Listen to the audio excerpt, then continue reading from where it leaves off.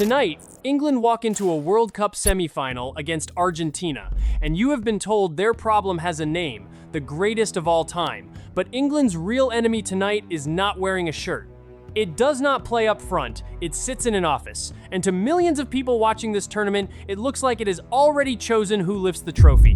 One team keeps getting saved, and the same people keep doing the saving. So England are not only playing Argentina tonight, they are playing the men who run the sport. And once you see how, you cannot unsee it. So let us talk about the match that really kicks off in a few hours. England against Argentina, a World Cup semi-final. 90 minutes, and the winner walks straight into Sunday's final.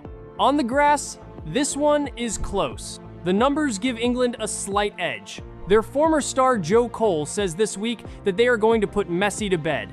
On paper, this is about as even as a semi-final gets. Two giant sides, one all-time great chasing a final act, and a young England team that believes its moment has finally come. On any clean pitch, with any clean whistle, you would call this a coin toss. And that is exactly the problem, because a coin toss is only fair if nobody is loading the coin. And make no mistake about what tonight means for England. This is the closest they have come to a World Cup final in more than half a lifetime of hurt. A whole nation that has waited decades for a night exactly like this one. The players know it, the manager knows it, every fan holding their breath at home knows it. And of all the teams to stand in their way, it is Argentina. A country England already know can knock them out of a World Cup with a hand, while the referees simply wave it on. But here is the fear sitting under every England fan tonight. This game might not be settled on the grass at all. Because for a month now, one team keeps winning matches it looks like it should not, and the same people who run the sport keep standing right in the middle of it. And tonight, England have to beat both at once. So what is FIFA really at this World Cup? It is not the fair hand keeping the game clean. It is a player in it. And you do not have to just take my word for it, because FIFA shows its hand already this tournament. A red card is shown to an American striker named Folarin Balogun. A clear call, made on the pitch, in front of the world, and then it simply disappears. Taken back, so they say, after a phone call to the FIFA president from the President of the United States. A world leader picks up a phone, and a red card is wiped off the record. That is not something made up on the internet. That happens at this tournament in the open. So once you know FIFA will reach into a live game and change a call when the right person asks, only one question is left for tonight. Who else gets that kind of help? And the whole football world is pointing at the exact team England face in a few hours. To a watching planet, Argentina are the protected team of this World Cup. The side the biggest calls keep saving at the exact moment they need saving. The football world even has a word for it now, a word you are not supposed to use about the biggest sport on earth: fixed. And words like that do not hang around a team that is winning cleanly. Go on your phone right now, an hour before kickoff, and you can see it for yourself. Whole timelines arguing about one single thing, whether this game is already decided before a ball is even kicked. Fans have even started calling this Argentina side the paid champions, and that name is spreading faster than anything the team does on the pitch. It is a harsh name, and it is everywhere, because a nickname like that only sticks to a team the world has stopped trusting. England already know what waits for them, because they have watched it happen twice in 3 weeks. Egypt lead the champions by 2 goals with 11 minutes left, and end the night filing a written complaint to FIFA against the referee. Think about how that lead disappears. Egypt believe they have a third goal that ends it for good, and the video assistant referee digs deep into the build-up to rule it out. Moments later, they want a clear penalty of their own, and the whistle stays in the referee's pocket. Then Argentina goes straight up the other end and win it in the final seconds. A 2-goal lead wiped out in the time it takes to lose your mind. Their own coach stands in front of the world's cameras and says he believes there was pressure on the referee to keep Argentina alive. A national team coach saying it out loud. Switzerland go one better. They are all square with Argentina deep into the game, until a brand new rule flips a yellow card for an Argentine into a red card for a Swiss forward and sends him off the pitch in tears. Their captain says it wrecked the game. One of their midfielders calls the whole thing a disaster and asks out loud how a screen on the sideline is allowed to decide a World Cup like this. It does not matter. The card stands. Argentina score twice against 10 men and stroll into this semi-final. 2 teams get on top of Argentina. Both times a single call arrives and turns the whole night. And both times Argentina walk through the door that call opened. Tonight, England are simply next in line to test it. And this is not only a knockout problem, because Argentina reached the last 4 without facing a single side ranked inside the world's top 20 until the last 8. The road is swept clear long before the biggest calls even begin. But the referees are not even the real story here, they are just the part you can see. The reason these calls keep landing the same way sits far above any man with a whistle, and that is what should truly frighten England tonight. And understand, this is so much bigger than a few referees having a rough month. All tournament, FIFA is fighting fires it lit itself. Referees meant to work matches are turned away at the border and never arrive at all. Fans accuse the people at the top of standing far too close to the politics of the country hosting all this, of letting power decide things that should only ever be settled on the grass.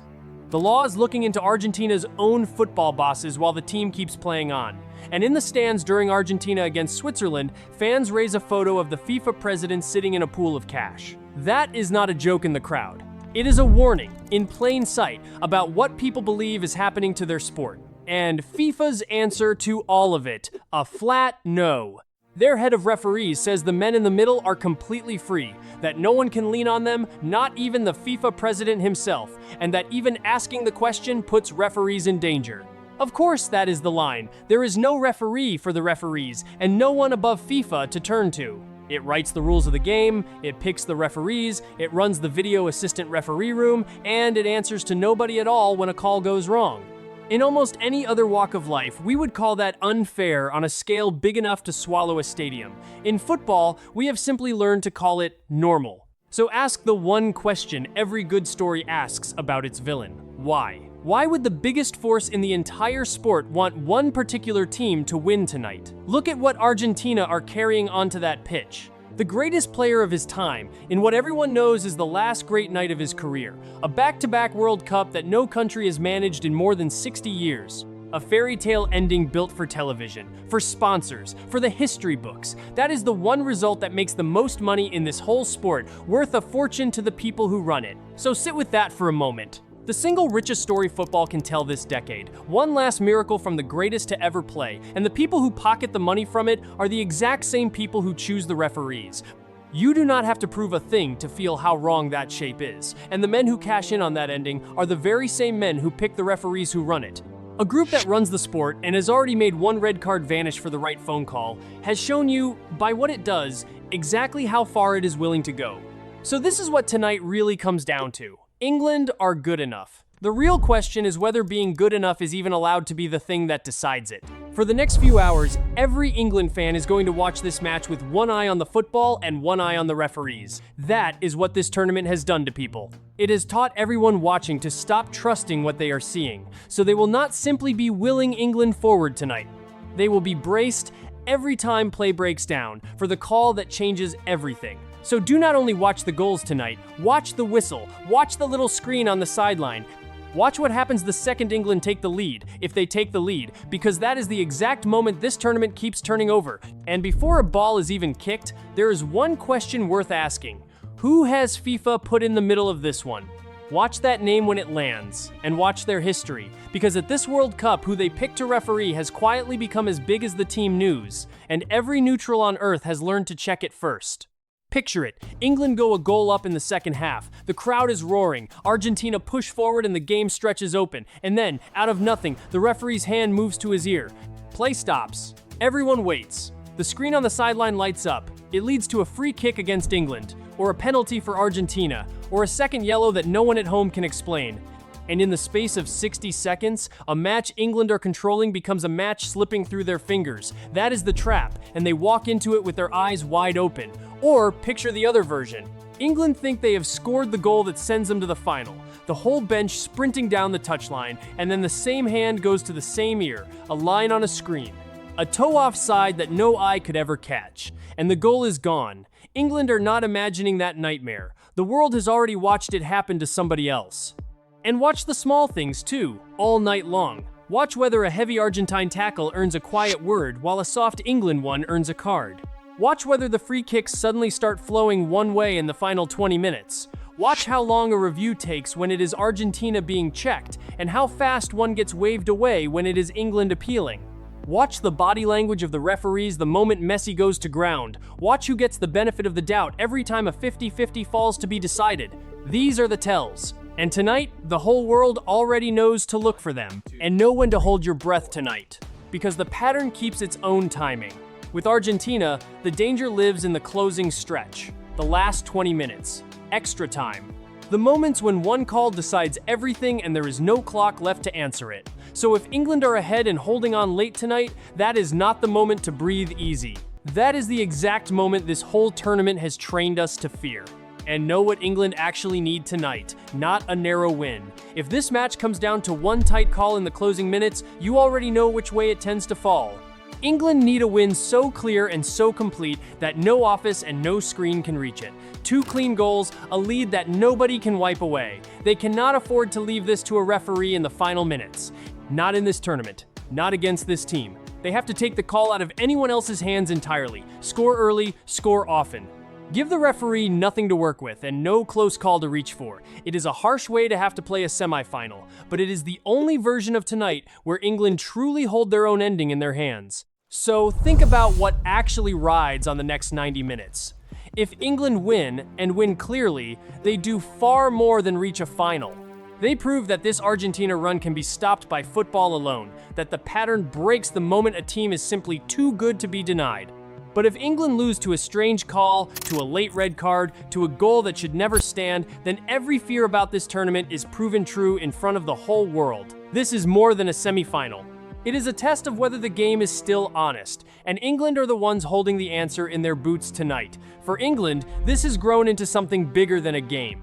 It is their chance to prove that the best team can still win, that football has not quietly turned into a script someone else already wrote. Beat Argentina cleanly tonight, and England do not just reach a final. They hand the whole sport back a little of its faith. It is not only England fans watching for it tonight. Neutrals all over the world are tuning in for the very same reason.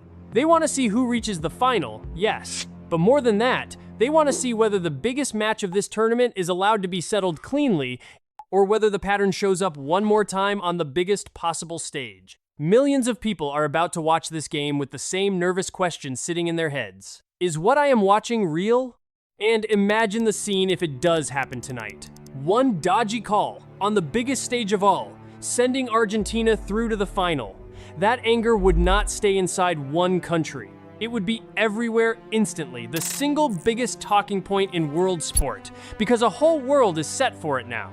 Everyone is watching the same game, waiting for the same moment, ready to blow up the second it arrives. That is the powder keg this semifinal is walking into.